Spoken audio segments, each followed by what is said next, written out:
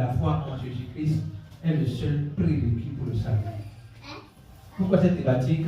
Parce que beaucoup de personnes pensent et beaucoup enseignent que ce n'est pas la foi seule qui sauve. Beaucoup enseignent que ce n'est pas la foi seule qui sauve.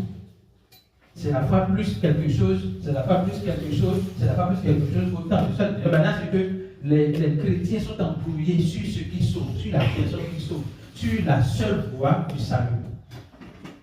Alors aujourd'hui, nous allons démontrer que c'est seulement par la foi que nous sommes sauvés.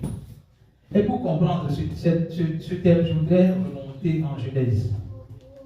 Au commencement, Dieu a donné une instruction à Adam.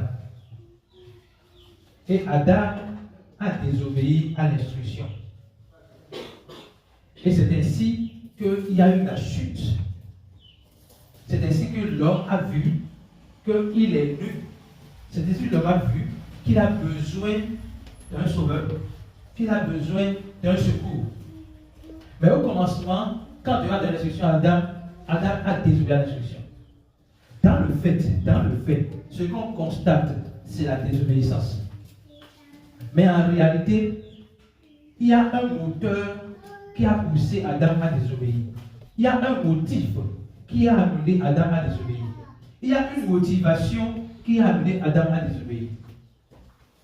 Donc, dans le fait, c'est la désobéissance. Mais dans le fond, c'est l'incrédulité.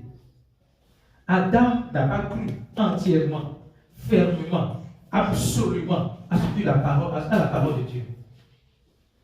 Il a eu dans son cœur un doute. De manière à ce que, quand le serpent, c'est une image, est venu le dire, non, ce que Dieu t'a dit là, ce n'est pas vrai. Il a cru en ce que le serpent a venu lui dire. Ça veut dire qu'il n'a pas cru dans ce que Dieu lui a dit. Donc, ce qui a fait que Adam a désobéi, c'est parce qu'il n'a pas cru en ce que Dieu lui a dit. S'il avait cru absolument, fermement et entièrement, il va juste dire au serpent, c'est toi qui mens. Je sais que mon Dieu est la vérité. Et ce qu'il m'a dit est la vérité.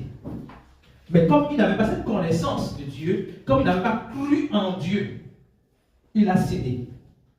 C'est pour cela que, quand Dieu a voulu réconcilier le monde avec lui-même, il n'a pas dit, car Dieu a tant aimé le monde, afin que quiconque obéit ne périsse point, mais ait la vie sauve. Non. Il a dit, Dieu a tant aimé le monde, afin que quiconque croit, qu'il a envoyé son Fils unique, afin que quiconque croit en lui ne périsse point, mais ait la vie éternelle.